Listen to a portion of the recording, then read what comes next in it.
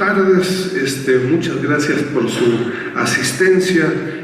Continuamos entonces con la tercera conferencia de la doctora Shirk. Yo les recuerdo, es un ciclo de conferencias que ha venido impartiendo en estos días, resultado de esta cátedra México-China Eugenio Anguiano Roj, y con el apoyo de Agenda Asia y de la UNAM y el Centro de Estudios China-México. Creo que la doctora Shirk la hemos presentado varias veces, tiene la información, no requiere de mayor introducción. Yo les recuerdo, vamos a estar el doctor Ulises Granados Quiroz, que es profesor del ITAM, especialista en temas de Asia y de China. En los últimos años ha venido participando activamente en publicaciones, impartición de cursos, ha estado también amablemente en el ciclo de conferencias del Cechimex, y bueno, tiene una larga trayectoria en el propio ITAM y en otros lugares, ¿no? Él va a ser el primer comentarista, yo voy a ser el segundo comentarista, y con la intención de tener un intercambio después de la presentación de la doctora Shirk y de los comentarios por parte de Ulises y míos.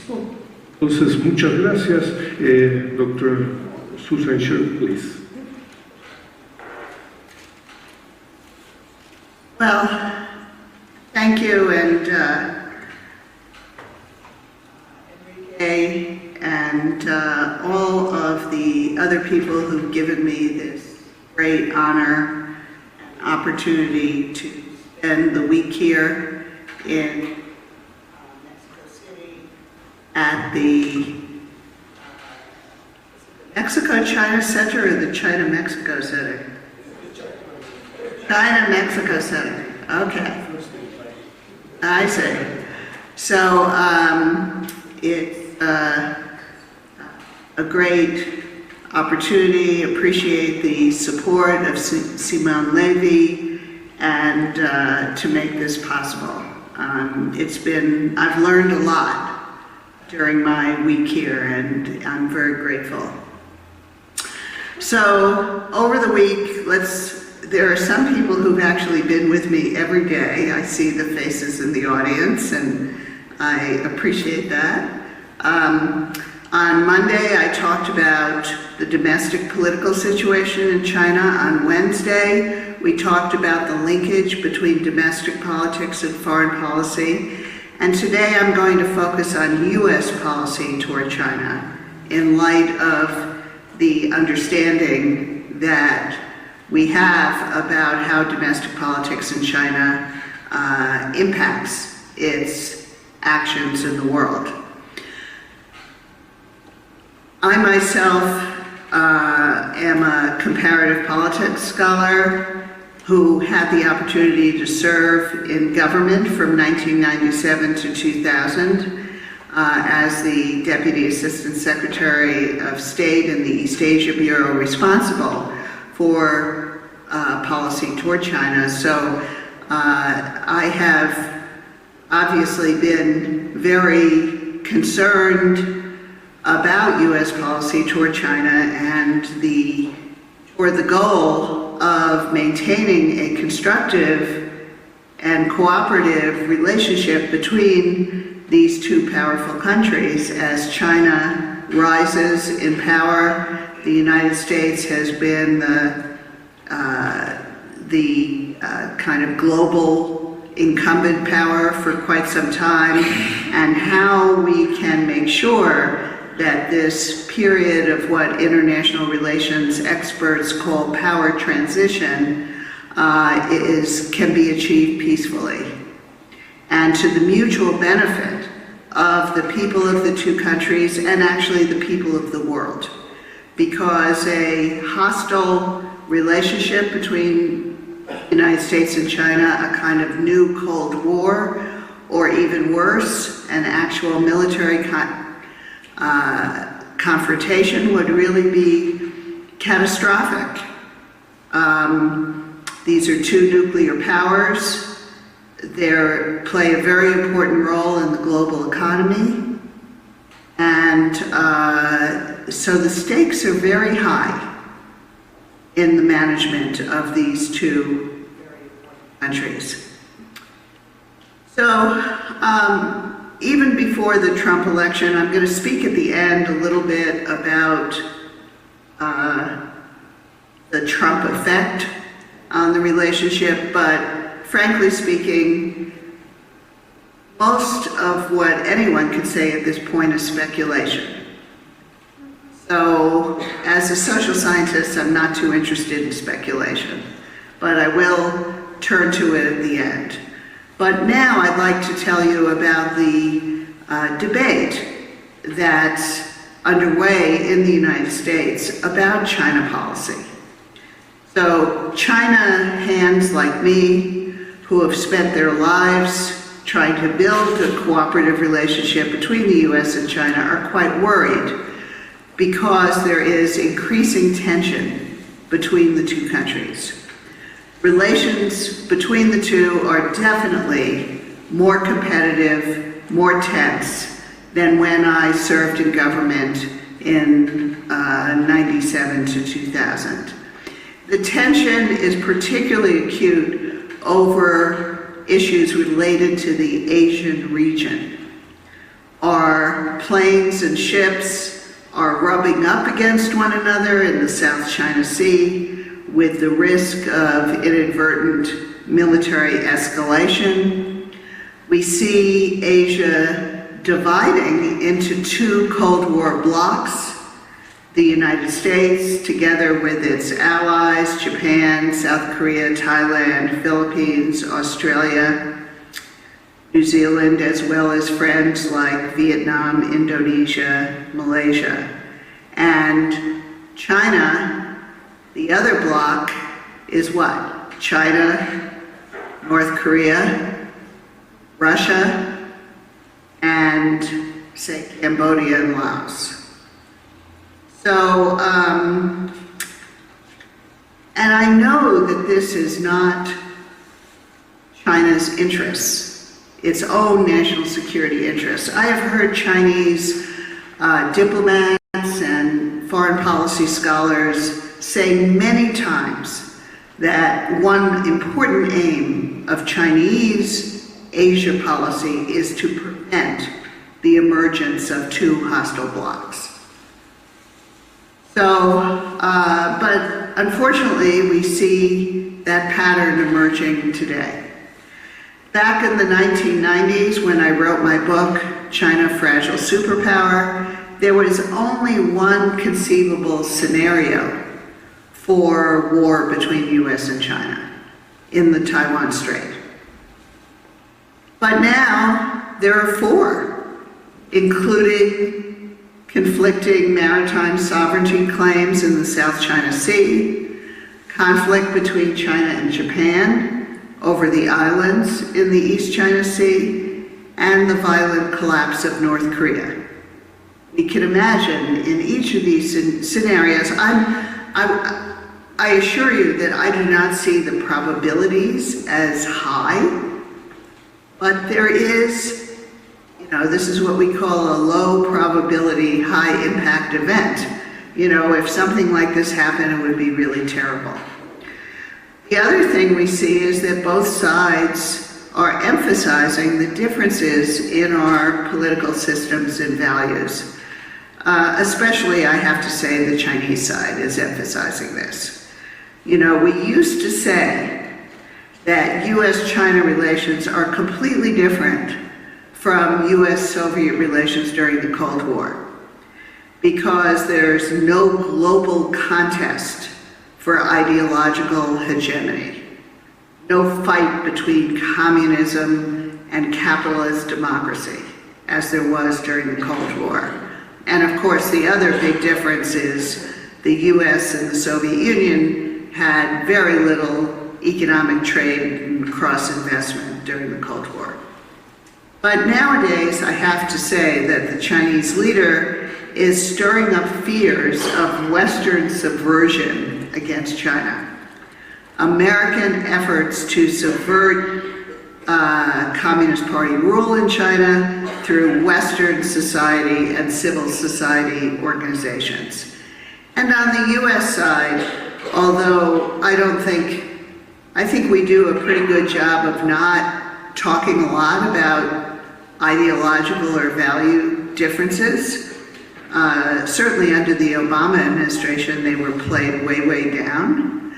But when President Obama was trying to mobilize political support for the Trans-Pacific Partnership, he did fall back on this statement about, do Americans want Asia to be under Chinese rules, economic rules, or American economic rules?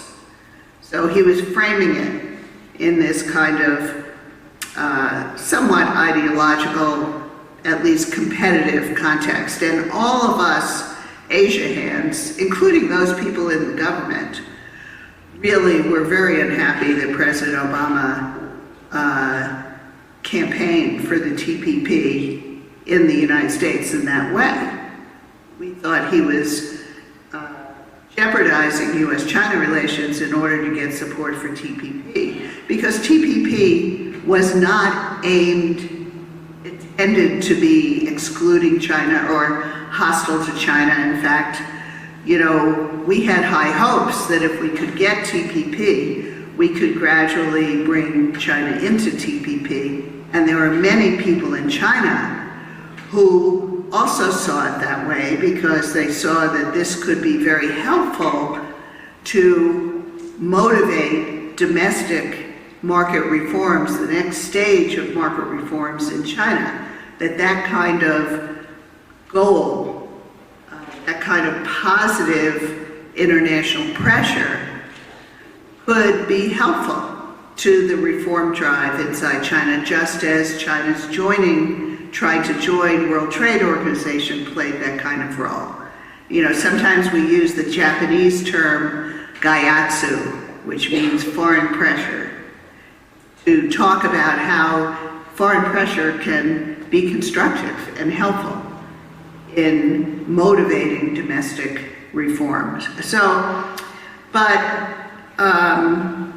the reason that President Obama framed TPP in this manner is that they did all sorts of polls and survey research and focus groups, and they found the only argument that really was compelling with members of the public and presumably members of Congress as well was this competitive argument with China, this competitive framework. So they felt, I mean, really, President Obama really wanted TPP to happen, and therefore he used this argument about competing with China. And I hope that the Obama administration was explaining this well to our Chinese colleagues so that they could understand better why we felt we had to do that. But certainly, when your leaders talk that way on both sides, then it's no surprise that public opinion in the two countries is becoming more suspicious toward one another. So, so there is this big discussion right now on China policy. You know, how should the policy that we have pursued over many administrations, going way back to really the Nixon opening of relations with China back in the early 70s, and certainly since normalization of relations in '79. I'm going to talk about what our policy has been, evaluated how well it's been working, and the bottom line is that although I think it has worked extremely well, by and large, there are some important areas of contention, especially in the Asian region, where it's not working. And therefore, people like me think that it needs to be adjusted somewhat to be somewhat firmer on the U.S. side, to motivate China to also adjust its conduct in a way that can get us back on a positive track. But the goal of these adjustments is not to have a policy that that makes confrontation inevitable. To the contrary, the goal is to try to coax China back onto a positive path and restore positive relations between the two countries. So just to leapfrog over to the conclusion, is that what I would advocate is continued engagement of China in the way we have since the Nixon administration, but with a greater insistence on reciprocity and a greater willingness to be a little tougher on issues where American national interests are really being negatively affected by China's actions. Okay, so let's go back to the earlier period. And, I'd say that, and on Wednesday I talked about how the global financial crisis of 2008, 2009 was a kind of inflection point where Chinese foreign policy changed, became more assertive, and from the standpoint of the U.S. interests, became somewhat more harmful to stability in Asia and to U.S. interests, especially related to our own economy, as well as our concerns about human rights in China. So I'll talk about that, but before that period, say from the, even the 70s up to 2008, 2009, I think American and Chinese foreign policy makers could congratulate themselves on how well they were managing this relationship between the rising power and the dominant power. History teaches us that these moments of power transition almost always lead to war, and US and China also have very different political systems, so this is a major challenge to manage the relations, this power transition in a peaceful way. And yet the two countries were managing to get along quite well. So why is that? I think it's because of the good, smart diplomacy on both sides. The US side was pursuing engagement of China, engagement from a position of strength.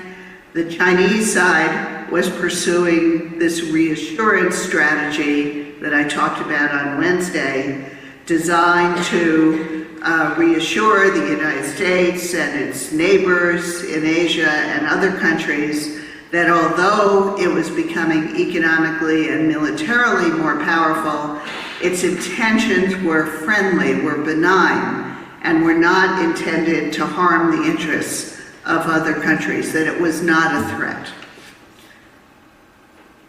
So ever since, let me talk about US engagement from a position of strength. Ever since Nixon went to China in 1972, we have 8 administrations, Democrat and Republican alike, that have basically adopted the same strategy. Engagement means trying to work diplomatically with China across the board in all respects to build a foundation of cooperation despite the differences in our political systems.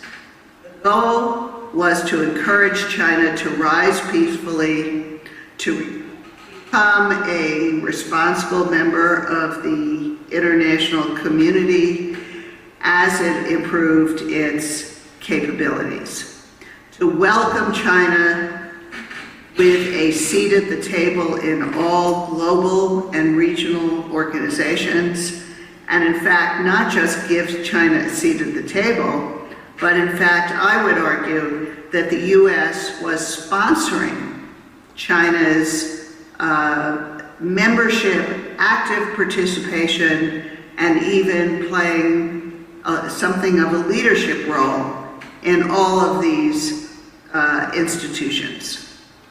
So let me give you an example from when I was in government. So I worked for Secretary Madeleine Albright and Secretary of State Madeleine Albright. After the Indian nuclear test in 1998, I mean, that was a huge crisis when India tested a nuclear weapon then.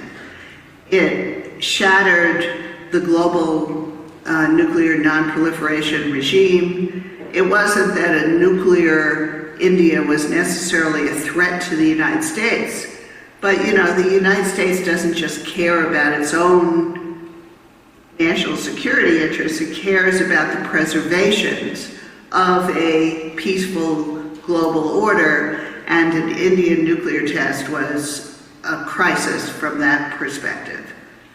So Secretary Albright at that moment in '98 was in Europe at a well, at the time it was a G8 meeting because Russia was still in it then. And so she wanted to speak with the Chinese foreign minister right away to try to bring China in to working out a common response to the Indian nuclear test. So we organized a phone call. She called Foreign Minister Chan Chia-Xuan, and she said, you know, we have to work closely together on this crisis. I'm in Europe about to have a G8 meeting. Why don't you come and join that meeting?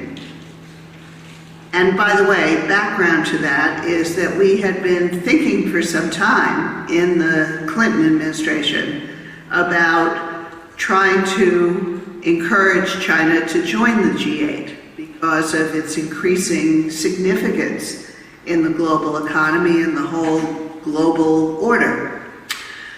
So Chan Chia-Xuan, first of all, he took the phone call, which is great because I have to tell you, sad to say, often our leaders in a crisis try to reach their Chinese counterparts, and the Chinese counterparts don't want to get on the phone because they don't know what to say. They don't have a position, and they don't have a consensus of the Standing Committee and the Politburo yet, and they therefore don't want to have the phone call, which is a bad thing from the standpoint of crisis management. But in this case, Foreign Minister Tang took the phone call. He listened to what Secretary Albright had to say. He said, I don't really know if I think that is the best way to move forward, or if we're able to join a G8 meeting at this point. So let me think about it and get back to you. Perfect answer. You know, instead of jumping to some conclusion, just let me go back and consult, and I'll get back to you tomorrow, very quickly. Chan Chia-Xuan called back. He said to Secretary Albright, who is already in Europe, you know, we don't think the G8 is really the right arena to work out a response to the Indian nuclear test. So I'm sorry I can't join you at the G8. Secretary Albright immediately responded by saying, okay, I understand. How about if we organize a P5 meeting of the Standing Committee, the permanent members of the Security Council in Geneva day after tomorrow, right after the G8 meeting. Foreign Minister Tang said, "That's a good idea, I'll be there." I mention that because to me that was a great example of how the United States had the first of all, was so strongly motivated to work cooperatively with China on international issues, and had the flexibility to try to do this in a way that China felt comfortable with. And you see the desire to incorporate China in important global decision-making with the creation of the G20. The G20 was created after the Asian financial crisis back in 1998, largely to bring China into the important global economic decision-making.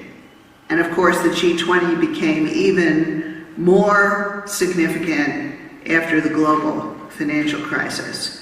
So this approach of engagement from a position of strength, I think, was extremely successful, and I'm not just giving the credit to the United States here. I give a lot of credit to the Chinese foreign policy makers who moved to have China join almost all the global regimes. Non-proliferation, the Comprehensive Test Ban Treaty, the Non-Proliferation Treaty, other non-proliferation treaties, of course, the World Trade Organization, very, very significant.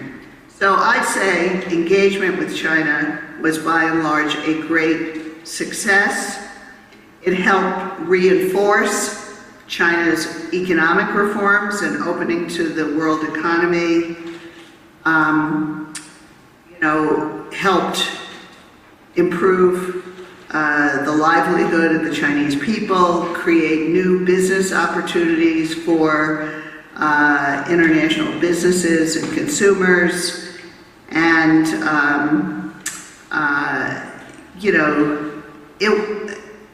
engagement was a great success from the standpoint of the welfare of the Chinese people and the welfare of the American people. Now, some skeptics of this engagement policy, and let's remember, it wasn't always easy for those American administrations to defend engagement. There was a lot of political controversy about it in the United States. And there were always some skeptics who said, sure, China is behaving in a very reassuring and conciliatory way right now, but just wait. When it gets stronger, it will show its true colors. It will be a threat to the United States and other countries when it gets stronger. But the premise of US engagement was that that was not necessarily true, that China was a work in progress, not inherently aggressive country. We rejected that kind of characterological judgment about China's intentions. And so we wanted to create a good international environment that would promote reform in China and encourage China to rise peacefully. I mean, we always knew that there was a possibility that as China grew stronger, it would threaten the interests of the United States and its neighbors. So that's the engagement from a position of strength. It was a kind of hedge that if engagement didn't work out, then the US had its alliances in Asia. It had alliances with Japan, South Korea, Australia, Thailand, the Philippines, and it had partnerships with countries like Singapore, it also had its own forward deployed forces in Asia, based in Japan South Korea. It had American forces in Guam, at the Pacific Command in Hawaii. So, and this sort of active U.S. presence in Asia, this military dimension of it, was not only important to defend and deter any potential Chinese aggression, it also gave us a position of strength so that when China's leaders might be tempted to act out because of their own domestic political pressures from the nationalist public to use force on Taiwan or to use force toward the islands in the East China Sea or the islands in the South China Sea, that it would think twice when it looked out over the Pacific and saw this American position of strength. And this position of strength is not only military. This one important piece of our formula for managing the China relationship was to sustain an active U.S. presence as a Pacific power in Asia. And again, I've talked about the military side of it, but it's not just military. And the Obama administration, at the start of the Obama administration, came in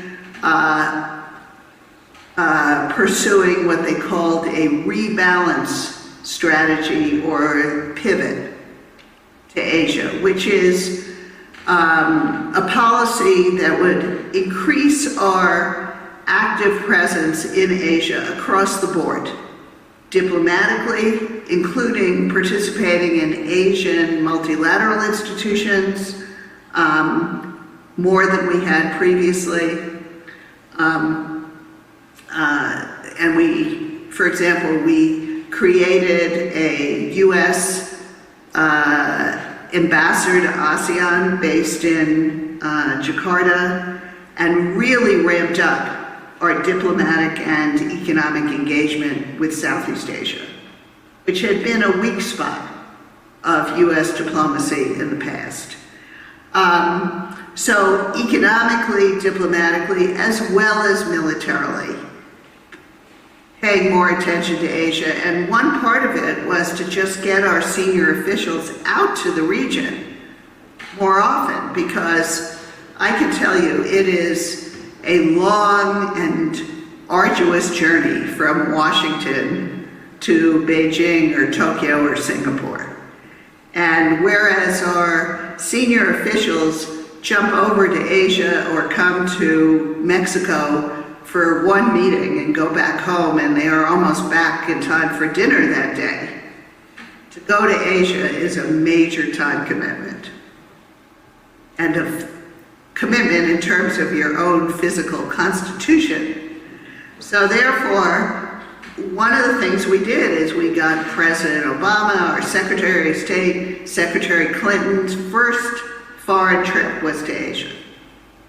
So the idea was to have more of a presence in Asia, and that's very important. I'm emphasizing this now because there's a question as to whether or not President Trump wants to sustain this or not. But from my point of view, an active U.S. presence across the board in Asia is essential for helping influence China's behavior in a positive direction. And because China is surrounded by 20 neighboring countries, those countries can have a big influence on China's behavior, but they are better able to do that when they know that America is there as part of the regional context as well. And without an active American presence, it's a lot harder for those countries to play this kind of role. And I'm not talking about containment. I am not talking about containment. There's no doubt that every administration has said, we welcome a strong China. We welcome a China, a rising China that rises peacefully. The goal is not containment. The goal is to have some influence on China's behavior as it becomes more powerful. So I just want to mention that this engagement policy, one area in which it hasn't worked as well as we would have hoped, is on human rights. You know, sad to say, my own personal experience as a person who, like most Americans, cares very deeply about human rights issues. Nobody believes that it's possible for any foreign government to bring about regime change in China. Nobody's trying to change China's regime. But we do care about freedom of religion, freedom of speech, and rule of law, and the growth of a vibrant civil society in China.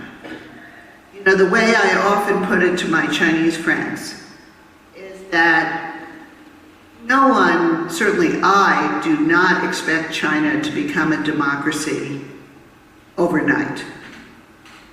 But if and when China becomes a democracy, I hope it will be a successful and stable democracy. Because too many countries have democratized, but in a way that leads to illiberal democracy or democracies that fail. Look at all of those countries in North Africa and the Middle East. They've gone backwards. So what I hope is that China will itself make the choice to develop a strong civil society, to allow civil society to flourish and not to feel it has to be under the constant control of the Communist Party. Develop a civil society, develop a free press, and develop a strong legal system. Independent legal system, because those are the prerequisites for a successful, stable democracy. But sad to say, despite all the best efforts of the United States, and I'm not sure we did it so well, but I don't think we've had much impact. And today we see, in many respects, the human rights situation in China is deteriorating. Now, I'm not going to talk about China's reassurance strategy, which was a key part of the equation here in our success. Two countries working together up until about 2008, 2009. And I'm not going to talk about how China's actions have changed that much, but let me just identify the three problem areas from the standpoint of U.S. interests that I think call out for some modification of our engagement policy now. And then I'll move on to say a few things about Trump. So, you know, when China's leaders talk about what their strategy is, they continue to subscribe to their earlier declaratory statements about peaceful rise, about good neighbor policy, all of that. But the actions don't necessarily fit. The three most serious issues that raise doubts about China's intentions are, first of all, in 2008-2009, China began placing a high priority on these maritime territorial claims in the East China Sea and South China Sea. Previously, the South China Sea had been relatively calm. Other claimants had certainly, done some construction on the rocks, and China had done some, but there were few direct clashes. But in around 2008-2009, China started accelerating its efforts to defend its claims in the South China Sea, and that caused a lot of new doubts about China's intentions as a rising power, not just from the other claimants, but from most of Southeast Asia, and as I mentioned Wednesday, other parts of Asia and the United States as well. The second problem was that American firms started coming up against some highly protectionist barriers around the same time. Barriers against international firms in order to protect indigenous companies, especially in high-tech areas. Now, China's openness to foreign trade and investment had been a critical ingredient in fostering good relations with other countries. And it was an engine of its own economic success, as Deng Xiaoping so wisely recognized.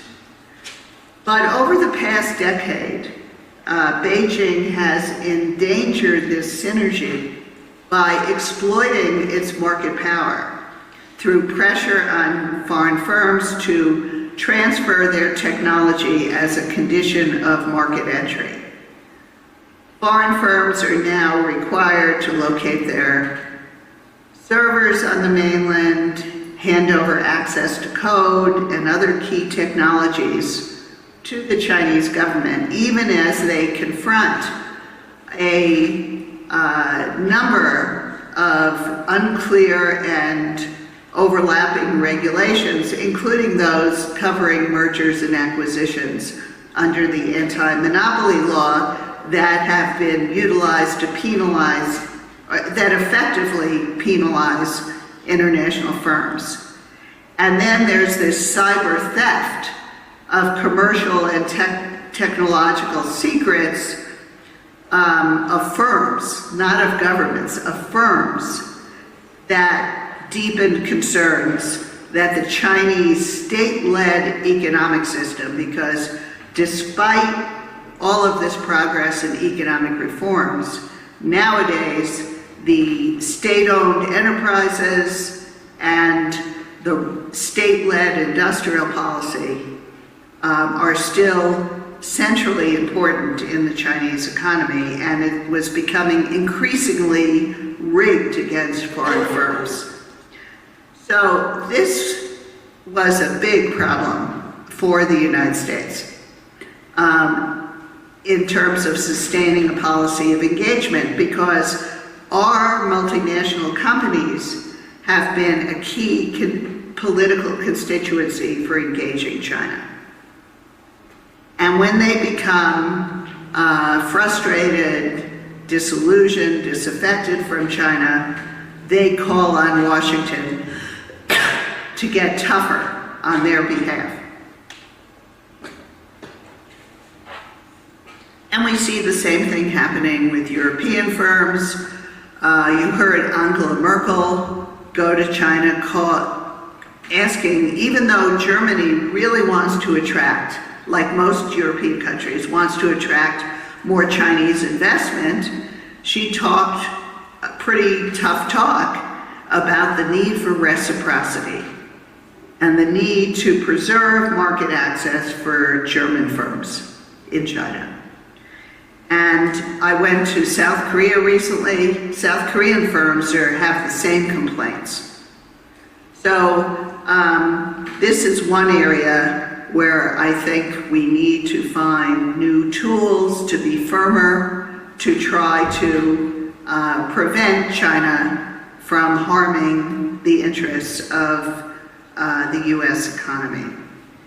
And the third policy area that is a new problem is the Communist Party's intensified political repressions at home. You know, for most of this period when engagement was working so well and China's reassurance policy was working well, you could argue that there was substantial political progress being made in China. Greater freedom, a commercial media, an internet that enabled people to get information from abroad and more information about their own country. Development of a somewhat more independent legal system, although the courts were still under Communist Party institutions. But you could say, and this is the way American policymakers, the shorthand we often use is China's moving in the right direction. But frankly, under the new administration in China, under the new leadership, it doesn't look that way. Political controls have been tightened over the media, the legal profession, non-governmental organizations, academic institutions, and much of it is about trying to build a wall between China and Western/universal values. So, and this, when you do it that way, that really directly impedes China's relations with the United States.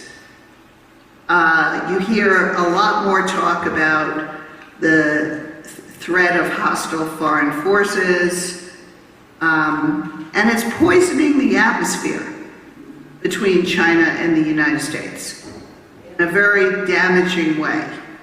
And it, you know, one of the big problems we face is denial of visas to certain academics,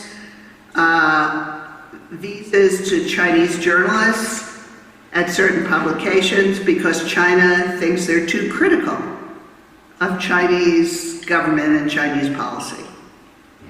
Meanwhile, Chinese academics, Chinese media come to the United States quite freely. There's a complete lack of reciprocity here. And then the foreign NGO law puts severe restrictions on think tanks and non-governmental organizations and their ability to cooperate with counterparts in China. So this is another area where I think there needs to be some greater reciprocity. So adjusting our policy in the direction of greater firmness, try to find some tools, and not primarily military tools, other kinds of tools that,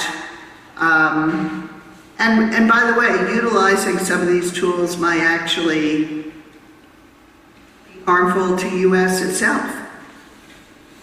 But if the U.S. doesn't show resolve, in willingness to be more firm on these issues, then our interests will continue to be harmed in a way that is difficult for the United States to accept. So, however, on the global level, I'd say the problems are much less severe, and engaging China, trying to give China a seat at the table, not overreacting to China's own diplomatic economic initiatives like Asia Infrastructure Investment Bank, One Belt, One Road.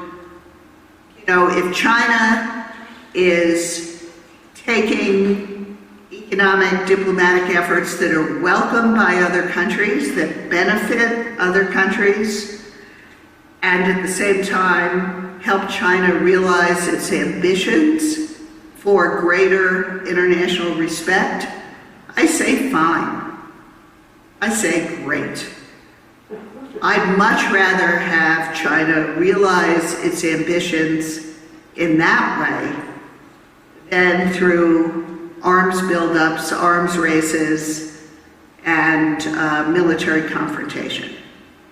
So I think U.S. policy has made some mistakes in overreacting to those initiatives. I don't think they're they're somewhat competitive with the United States, but there's some types of competition are fruitful and constructive. Economic competition, diplomatic competition, great. You know, we should be upping our game. Now, so let me now just say a couple of words about how a Trump administration, so I've made my kind of personal recommendations, which are to continue engagement. Certainly on the global level, things are working well.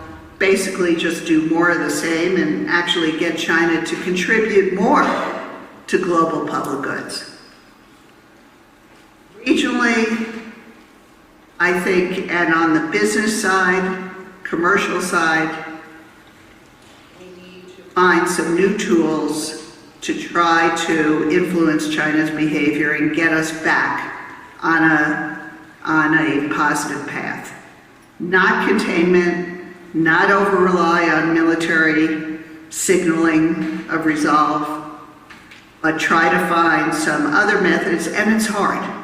There are not that many, because China's influence is growing, and because our countries are so interdependent. But there are some things that we can do, and I think that's what we should do. And meanwhile, we need to sustain our role in Asia, and this gets me to Trump. You know, America has historically had a very positive role in preserving Asia's stability and prosperity.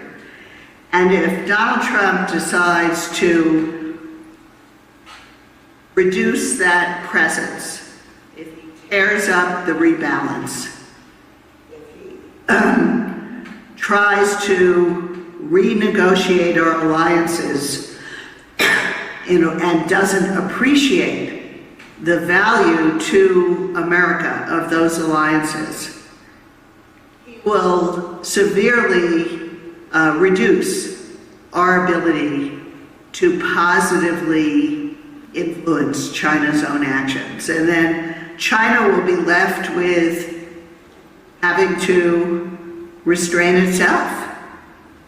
And I hope that China would be up to that job, but I think it'll be a lot harder than if the US is present in Asia.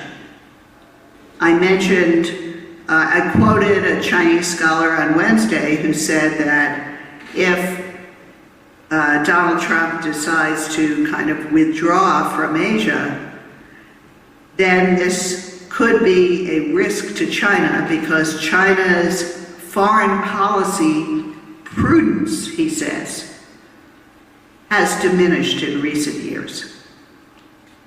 In other words, China's assertiveness has grown. Can it restrain itself? Can it show respect for the interests of all of its neighbors?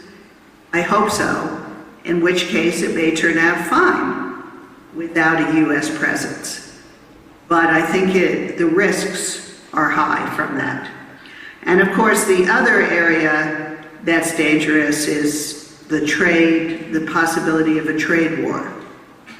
If Mr. Trump really decides to impose massive, across-the-board tariffs on China rather than using very targeted tools to try to protect U.S. economic interests, that would be disastrous, because China will certainly retaliate. They've already made that quite clear. We'll be in a trade war. Global financial markets will panic, and who knows what the consequences could be.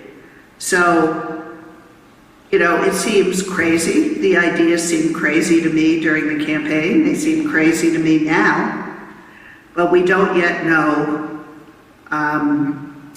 you know, what Mr. Trump will be once he becomes president. I might say, you know, I'm basically an optimist, and I hope that, as President Obama has been saying, that once he's in the White House, rational thinking will come to him.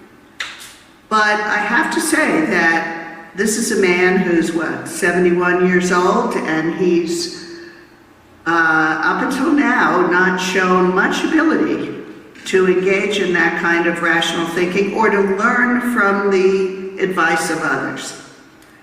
So it's a pretty worrisome time, and I think the people in Beijing understand that. I don't think China's leaders are toasting Donald Trump in Zhongnanhai. I think they recognize there are severe risks here, and they're responding so far in a very judicious manner, hoping that this will turn out well for U.S.-China relations, and I certainly hope so too. Thank you, and I apologize for going on so long.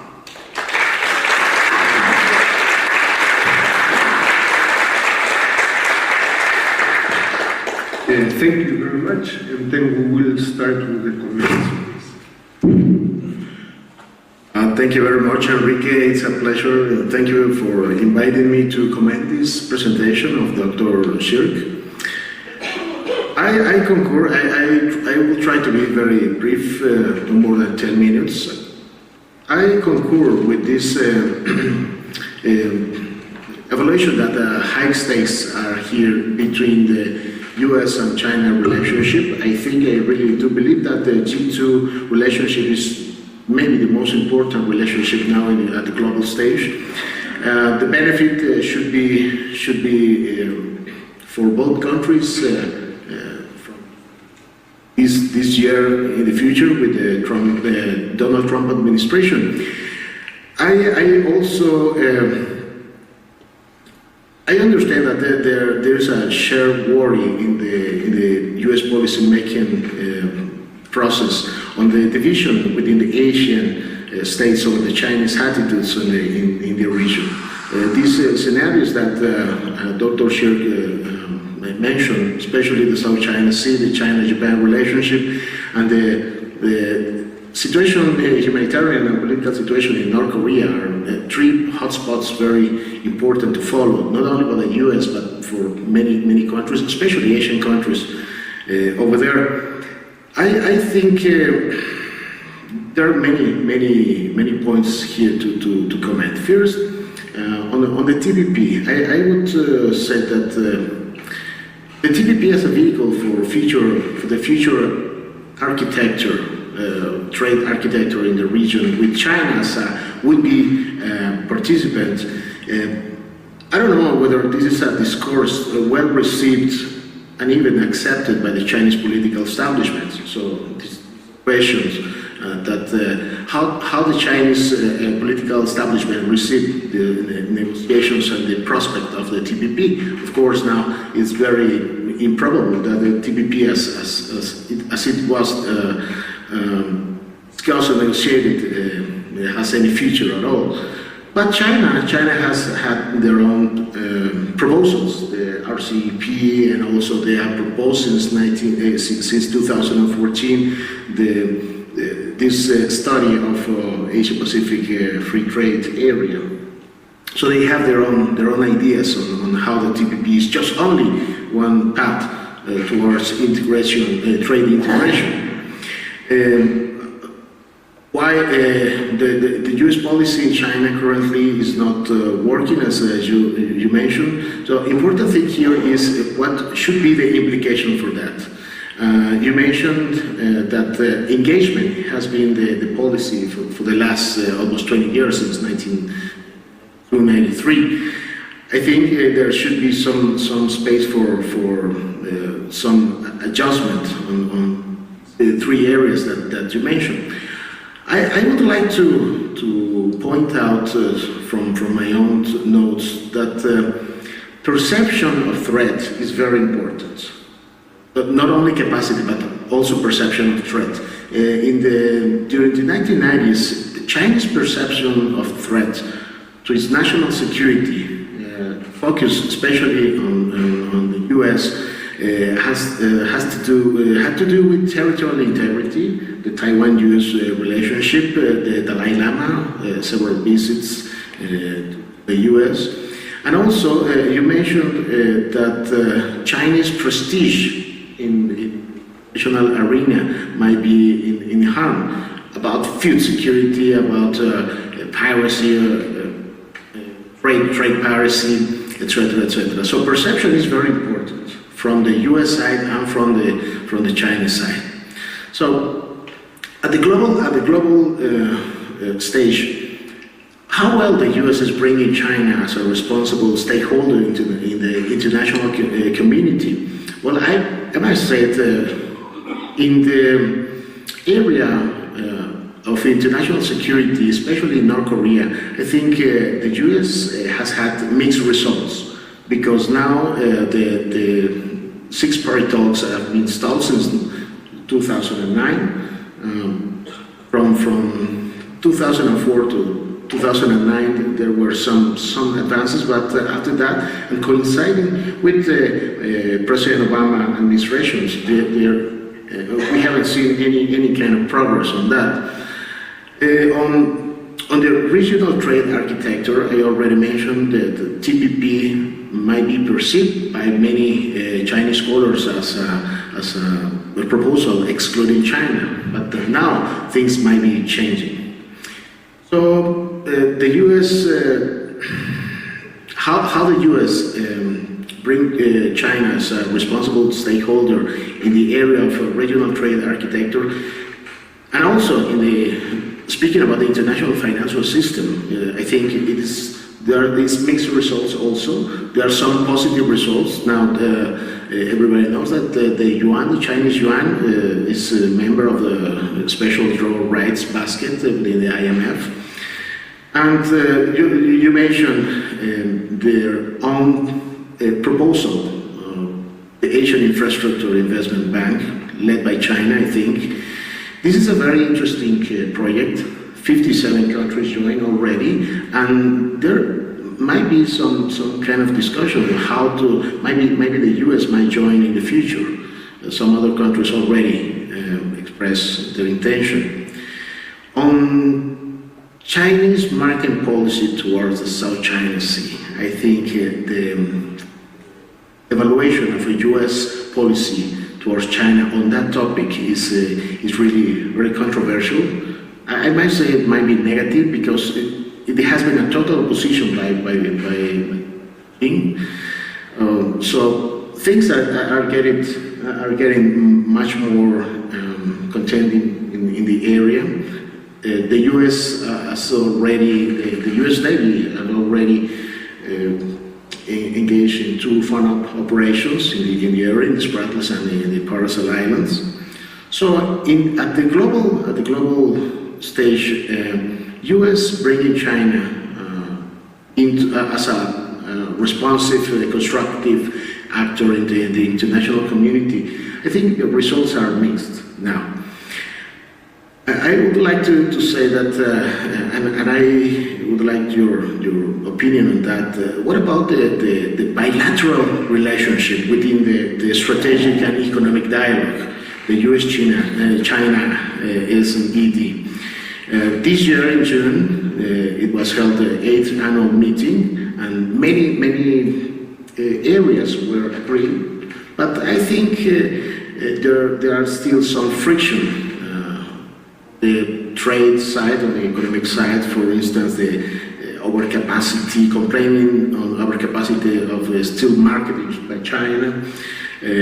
Other frictions, you already mentioned the China negative list barring some foreign investors in all sectors. So I remember some 2 years ago that when we analyzed this negative list for the Shanghai pilot area, free trade area. So the list is huge, almost it's there. So it's foreign companies are barred now for this and that. So I think this is one of the most important frictions, maybe in this bilateral dialogue. So, but I think the strategic and economic dialogue is a good avenue for try to deal with these problems that, especially from the US side, are identified as areas to be modified a little bit. I don't know, maybe you mentioned the US firms facing non-protectionist policies in China, so I think probably the ECD might be a good area to discuss that. On the PCC intensified political repression at home, I must say that especially at the end of the Hu Jintao and Wen Jiabao administration, but that time, at the end of their administration, they said that political reform, some sort of political and administrative reform might be needed in China. So I don't know what the path might be taken, but I don't know whether this is kind of political reform that you are talking about. And finally, on Donald Trump, today General Wesley Clark mentioned on CNN that by the appointment of General Mills as future Secretary of Defense, some specific points in the agenda, the U.S. agenda toward China, from a military point of view, might include the South China Sea. I mean, engagement in continuing these FANOP operations there. So, yes, we don't know what will happen next year, but we are having some hints on what the military policy might be from China. So this is my only. Okay, thank you very much, Ulises. And from my side, 3 brief comments or suggestions. No, not suggestions, but I would like to hear your opinion. No? I think during your presentation, the effort, like you proposed in this engagement policy since the 1970s and until 2007, 2008 was very clear. What I'm not so clear is what happened in between. This is since 2007, 2008 and until next January, no? Because there I am not so clear if this engagement policy, and I'm strictly speaking from a US perspective, what happened in the United States, or is it only that China changed? Or I'm asking, taking 2 case studies or 2 cases, which would be the TPP and the Asian Infrastructure and Investment Bank. No, maybe these are 2 biased cases, but in both cases, I would say, in both cases, they are very clearly. It was stated. I have the quote of Mr. Obama, where he clearly highlighted the leadership of the United States and the exclusion of China. Of course, you could always argue that that China had an open door to integrate later. No? And going in this discussion, why was it so difficult to agree or to achieve some kind of, I don't want to say free trade agreement, but some kind of economic agreement in terms of trade, investment, patents, etc., strictly between the United States and China? No? Was there a drift? Then since 2007, 2008, between or in this engagement policy from a US perspective, or what happened? No? And will this deepen under a new administration of Trump? Again, your opinion would be very welcome. No? A second question would be, I am not sure, with Alejandro Cortes in the last 2 years, we did some very interesting research, which was recently published in Spanish, unfortunately, but on the Chinese diaspora in the United States and in Latin America. So we took studies including also Mexico, which was very, very interesting. But what I'm not very aware is how strong is the domestic pressure in the United States? And I'm not speaking of November of 2016, December, but from a more medium-run perspective, is there a strong, racially motivated even, but also politically, economically motivated anti-Chinese movement in the United States in terms of having a stronger stance vis-a-vis China in the United States? I don't know. No? Even in business organizations, imagine that some of the motivations of Trump have a basis socially, economically, politically. No? And the third set of questions, if you want to, regarding what we mentioned a few times, regarding these new triangular relationships. No? Again, the increasing presence of China in a group of historically, if you want to, old bilateral relationships generates new triangular relationships. How open would the United States be to discuss, for example, and I'm again speaking more of the historical relationship, and with the Obama administration, how open, in your opinion, has been the Obama administration to discuss, for example, a China, United States, Latin American relationship, the so-called backyard of the United States? No?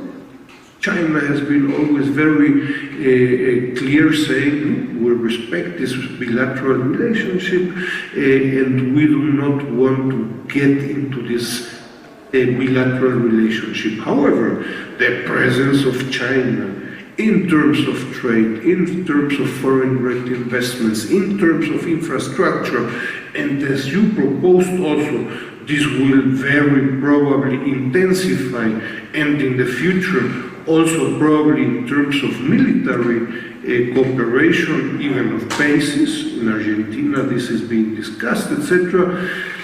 Has this been an important topic in Washington and under the Obama administration or not? No? So maybe you take some time for these comments and then we open the floor, okay? Yes, I'll try to be brief because I really do want us to have time for questions from the audience.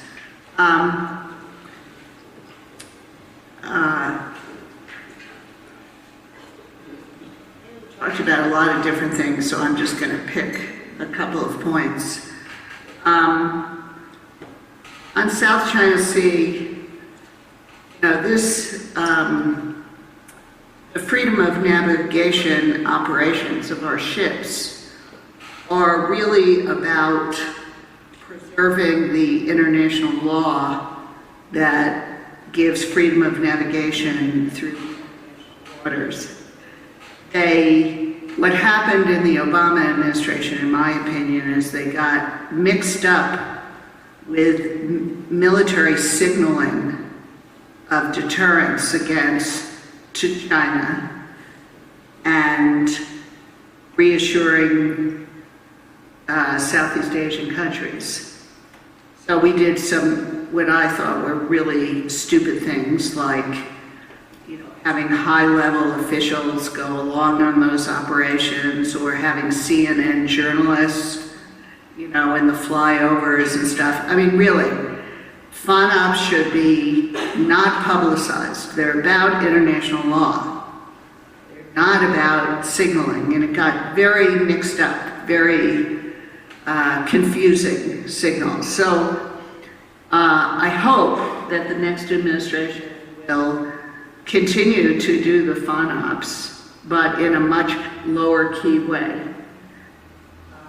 Not announce them, except on I can't remember, I think it's a quarterly basis. They do it worldwide. And also do it near the land features, the rocks claimed by other countries in the region, not just China.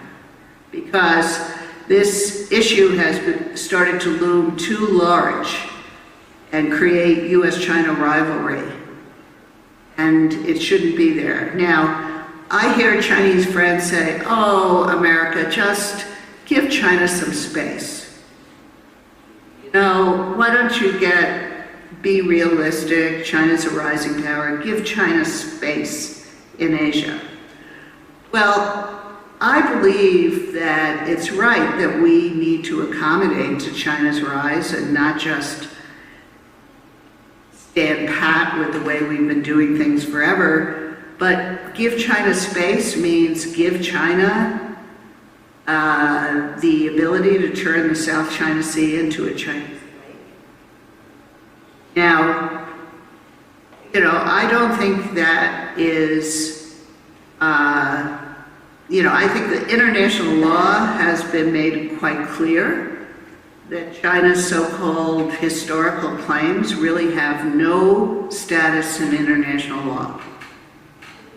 And these other claimants have exclusive economic zones, and they have their interests too. So the way I look at it, Beijing has a choice. They can elevate this as a core interest and produce tremendous friction and pushback from other claimants and its neighbors and the United States. And by the way, I just heard that the British Navy is going to also do patrols in the South China Sea because they care about global trade and maintaining open international waters too. So, all of those outcomes are detrimental from the standpoint of China's national interest. So, it has Beijing. On political reform, Hu Jintao era, Hu Jintao Wen Jiabao era, many people criticize it, but we may look back on it as a golden age in which there was a lot of discussion about how to improve governance without introducing elections. I know a number of the people who worked on that in the party center, and basically that whole effort is shut down. And Li Yuanchao, who was a very important figure as head of the organization department and stuff working on that, he was not promoted to the standing committee last time, but I think he was implicitly led to believe that in 5 years, because he was younger than the other ones who were promoted, he would have a chance to go, but I think he won't be. And part of it is about these differences in perspective on how to govern China. And this new leadership has a very different view. On economic frictions, yes, economic frictions loom very large now. The strategic and economic dialogue, we have a lot of conversation, but not a lot of results. And I think these frictions will continue to be front and center in the relationship. Enrique, I think you asked a very good question about this turning point in 2008.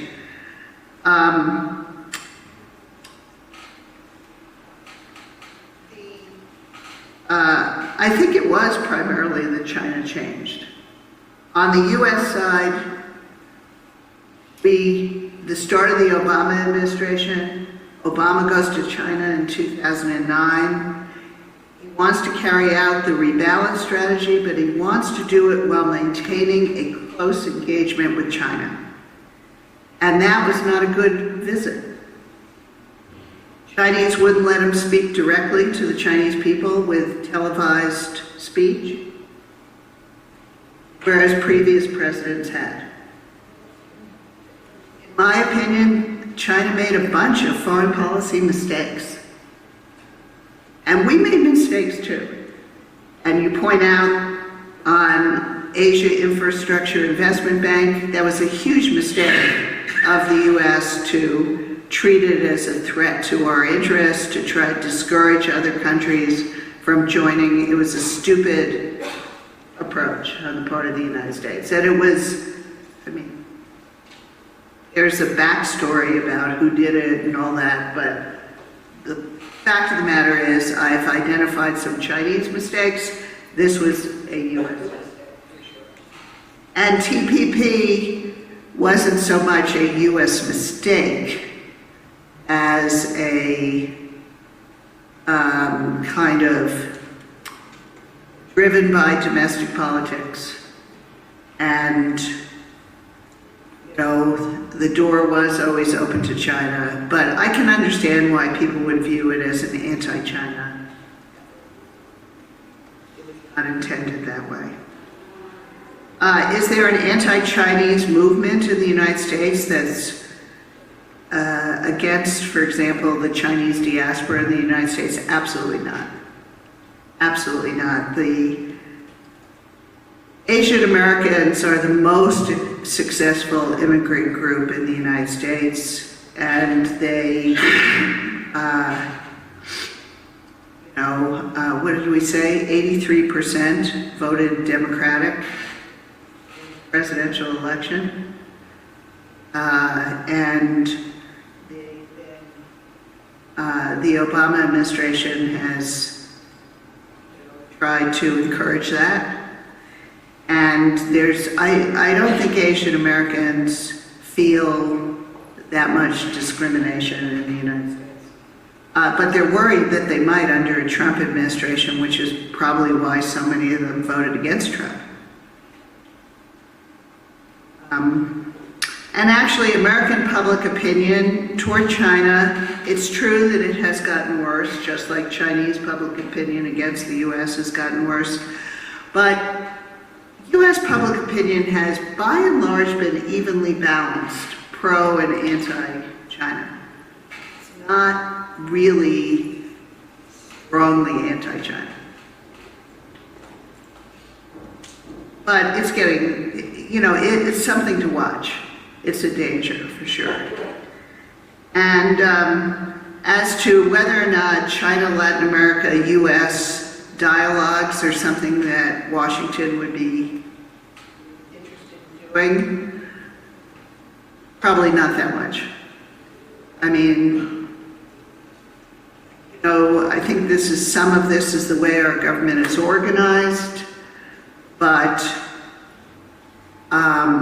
I think since the US-China relationship is so multifaceted and includes a lot of security elements as well as economic elements, I don't think it would sort of come to people's minds that this would be a valuable thing to do.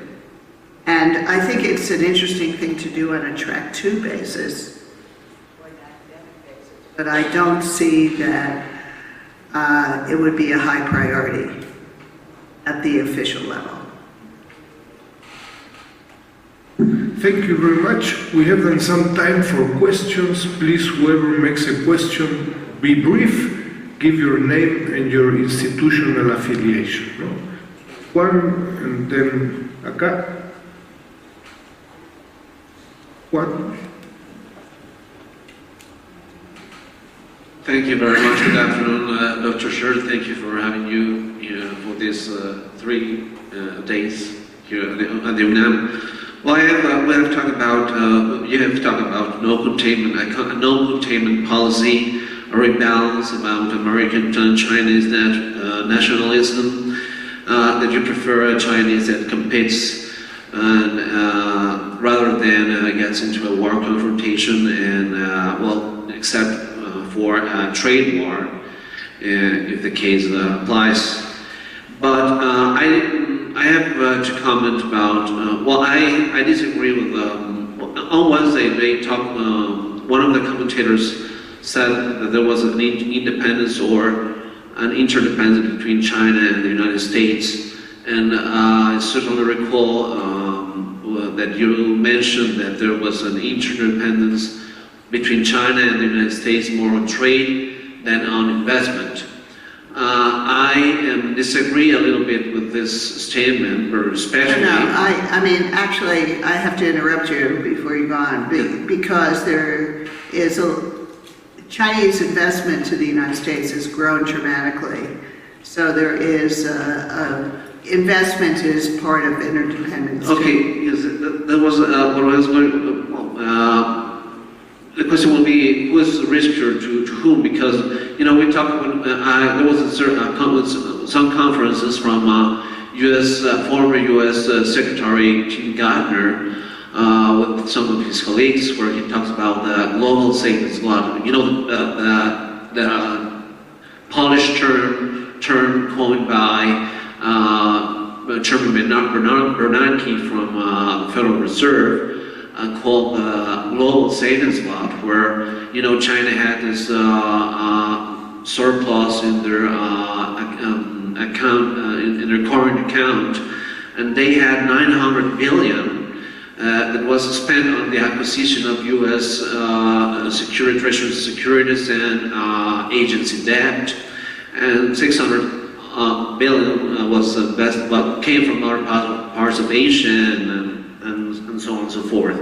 So basically, you know that, okay, yeah, basically the thing is that, you know, that the relationship between short and long-term interest got weaker, and U.S. customers or domestic investors, the only option that U.S. or domestic investors had was to invest in corporate bonds, and especially in residential mortgage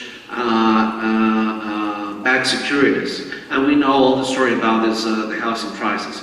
So my question is, well, of course, if you can comment a little bit about this, but my question would be, who is risker to whom? I mean, you talk about that China, the U.S. could represent a risk for China. When we talk about this global savings caused the global financial crisis in 2008 in the United States,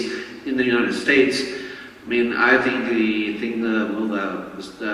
the story is the other way around. Thank you very much.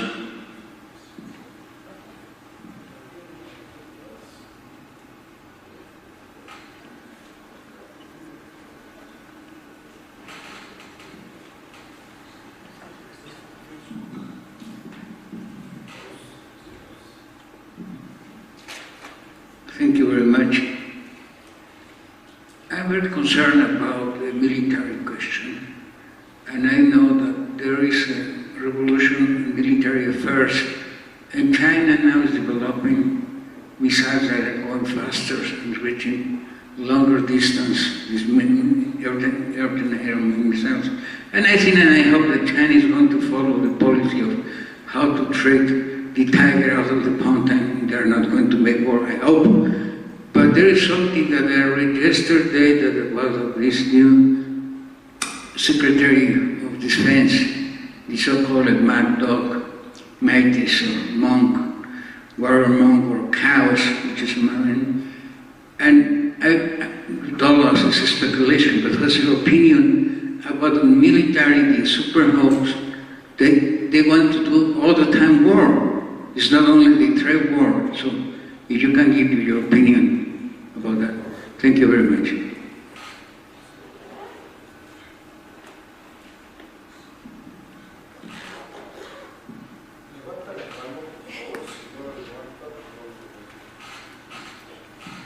Thank you. Hello. Yeah. My name is Topaki. I'm a lawyer. I specialize in international trade. And actually live in China for 3 years. I study a master in economics. So obviously China is a little tricky for me and intriguing, so I really like China. But I don't have a question, it's more like your opinion on the TPP aspect that you mentioned. There have been talking about the possibility to pass the TPP without the US, but thinking about getting China on the TPP, which Japan is not very happy about it, obviously. But the other countries like New Zealand, Australia, even Mexico, yesterday the Senate were discussing the TPP, and they were talking about these possibilities under the table because Mexico, especially Mexico now thinks that they need a stronger relation with other countries, especially after, well, the result of the election, right?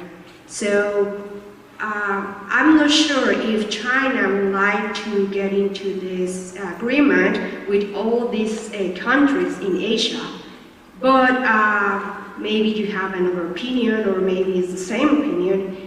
They will try to push China to get into this, but I don't see it happening. Probably an agreement with Mexico might happen, but not with so many countries. I don't really see it, but I would like your opinion on that.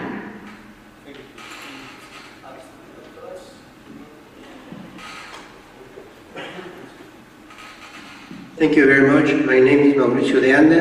I will appreciate very much your opinion regarding three aspects that you didn't mention in your conferences. The first one is the demographic problem.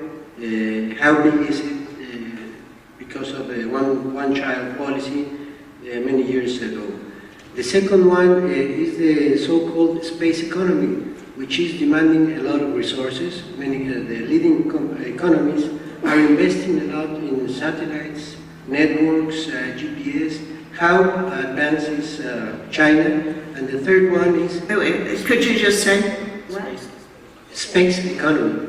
And the third point is how is it recognized among the entrepreneurial community, how efficient are and how innovative are the Chinese companies?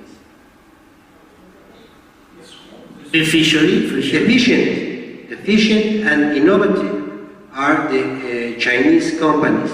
Are they recognized or only copycats? Thank you very much.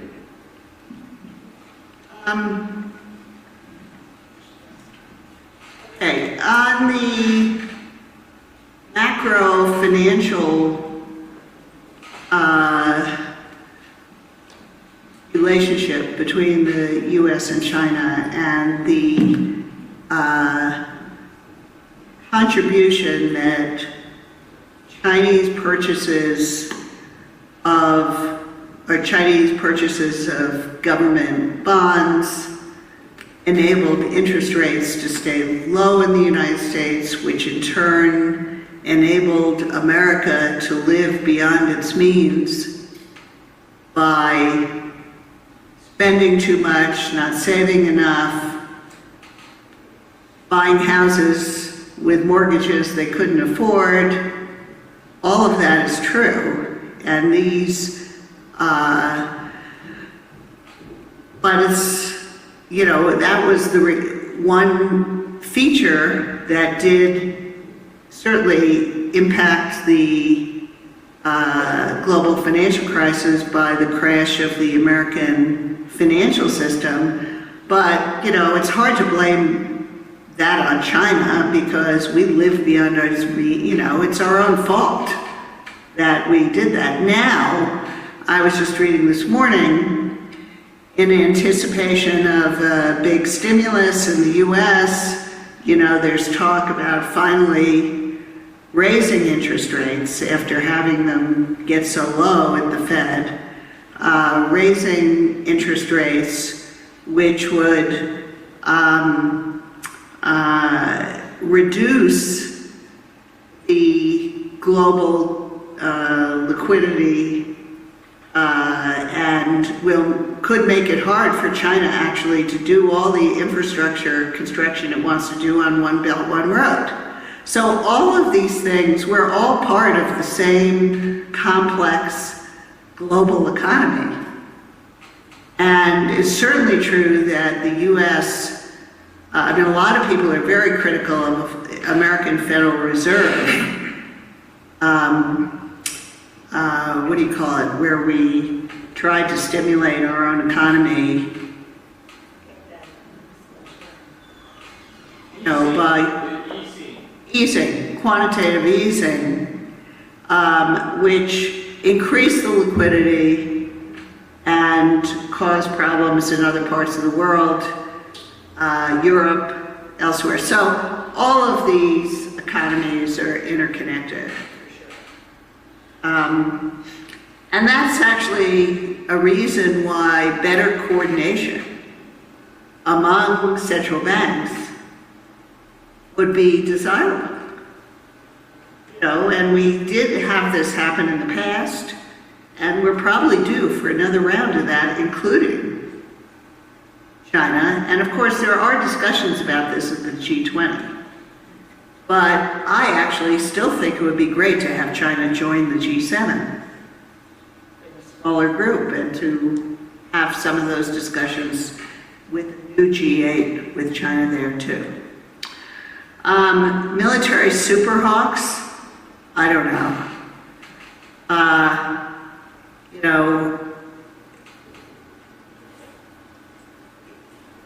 Part of the problem is that there are these constraints on our funding.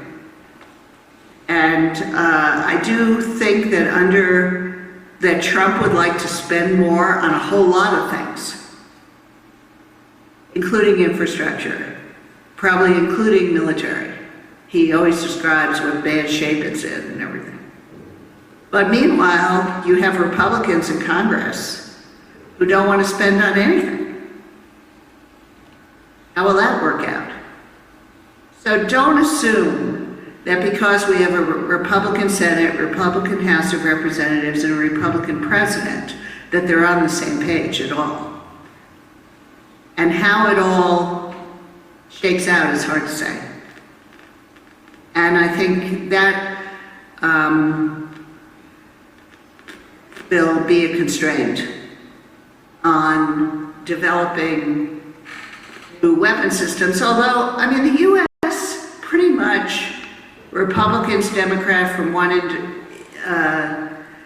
administration to the next, keeps on this path. And perceptions of a growing, more capable China are used by all the military services to, especially the Navy and the Air Force, to try to get more resources to develop their capabilities. They have something called the third offset, which is very similar to what was said during the Cold War vis-a-vis the Soviet Union, the second offset back then. Now we're in the third offset. And it's mostly R&D and developing high-tech. So I think that's likely to continue as much as it can, given fiscal constraints, budget constraints. TPP without the US and China in it, I hope the TPP countries keep TPP going because, hopefully the US will be involved at some point, even if not at this moment. And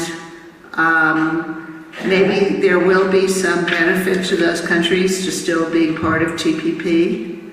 I don't know. That's a decision each country will have to make. There's also, I guess there's still some small chance that Donald Trump would say, let's renegotiate TPP. I'm such a good negotiator, I'm going to get a better deal, and we're still going to go forward. Maybe somebody late one night will get to him and persuade him. It could happen. don't know, say, of course with NAFTA, I believe the probability of that happening with NAFTA is greater than TPP. Demography is a major constraint for China. The working age population is diminishing and that is a big pressure on the labor costs and on the growth rate. So it's true that labor-intensive manufacturing, Chinese, is exiting for other countries. Some of it, moving to Vietnam. I don't know anything about the space economy and how innovative Chinese companies are. I think a lot of Chinese companies are highly innovative, especially private companies. State-owned enterprises, less so. State-owned enterprises are burdened with all these political requirements, political expectations. Now state-owned enterprises, the governance, the corporate governance, is increasingly party governance. The party secretary is running the firm, not the professional manager. Not a good way to get innovative companies. Okay, thank you very much. I don't know if there are some more questions or one more question.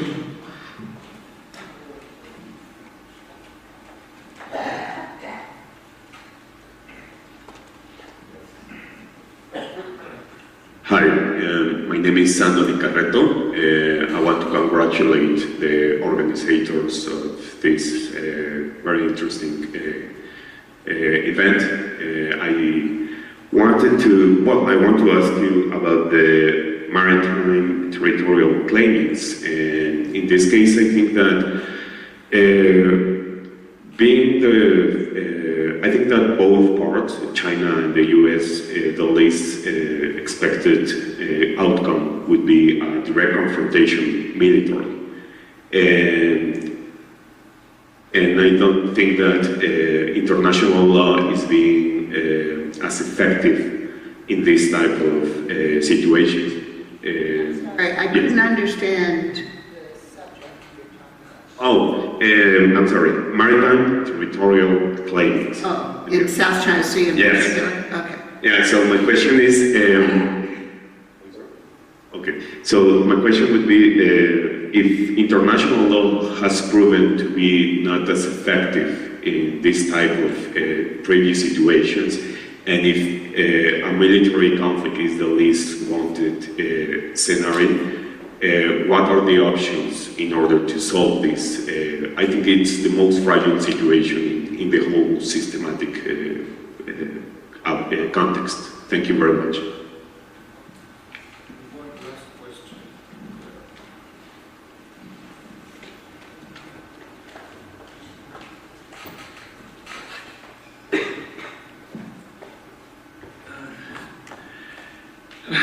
Hello, thank you as well. I congratulate you organizers for this event. Thank you for letting me be in here. I belong to the I come from the Tax and Financial Observatory from the Legal Research Institute here at the National University. And my question is, I read that China and Russia have been buddies for many political things, and they know that their joint power might face the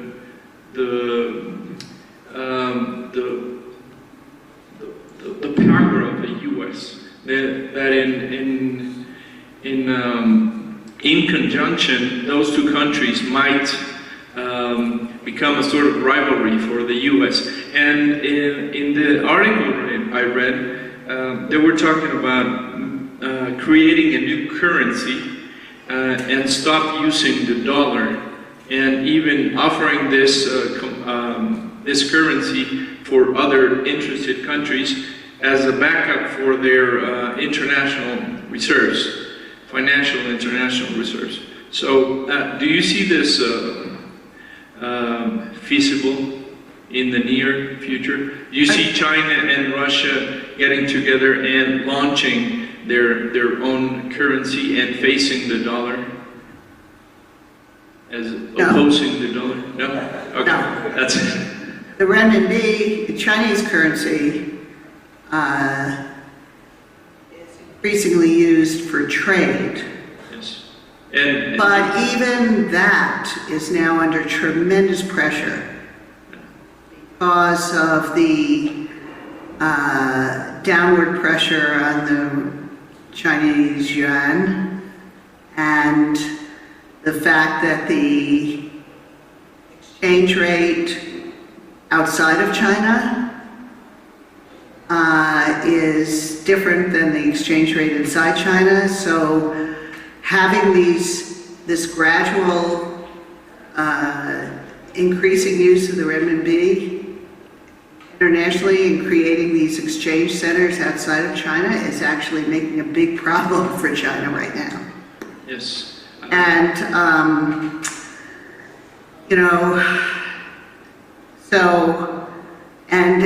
there's a big difference between using the renminbi as a currency for trade and as a reserve currency. I think it's still a long time to come before other countries want to put their hard currency into renminbi. I agree. I mean, there's too much risk, and Chinese are trying to get out of renminbi. So I don't think foreigners want to be in renminbi very much. I brought this question up just because the renminbi was recently adopted in the special drawing rights from Right, but this is International not- Monetary Fund. this Even is- though the devaluation is still a problem. But it's look, the fake. United States, and I like to point out the United States was in favor of that. They had no opposition at all. There's no containment operating here. So that's fine to include the renminbi.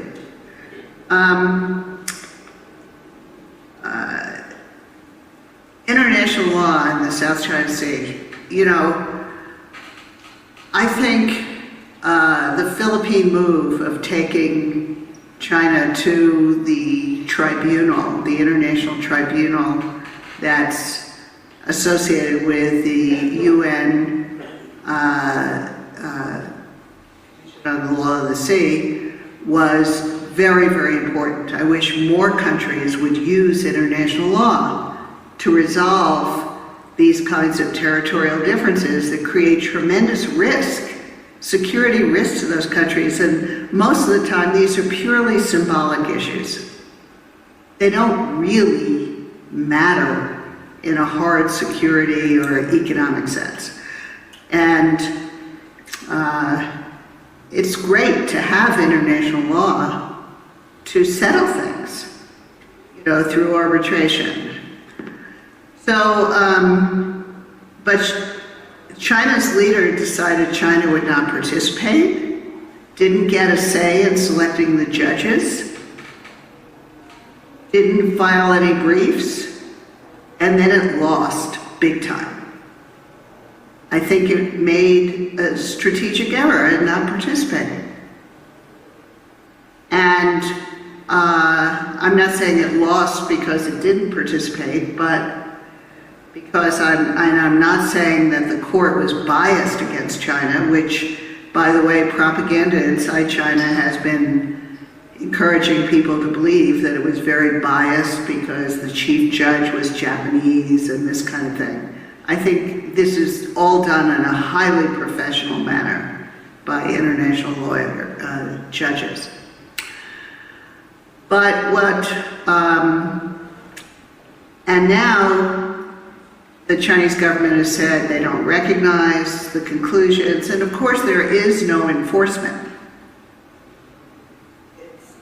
There's no way to enforce it. However, it's there. It's international law. It is the focal point now. It is the foundation. And even if the Philippines and Vietnam are polite and don't talk about it in their bilateral negotiations with China. It's there. And it definitely will affect the bilateral negotiations in a way, in a positive way. So, and I am encouraged by the fact that the Chinese government hasn't really done anything particularly provocative since the tribunal ruling. I think, and the US side and other countries too, I think the ruling has had a positive effect on kind of calming things down a bit in the South China Sea. And it does become a reality there that will influence the future bilateral negotiations and action. Okay, so thank you very much, Dr. Shirk. Thank you very much for your comments, and I'm very thankful for you for being here. Have a good weekend. Thank you very much.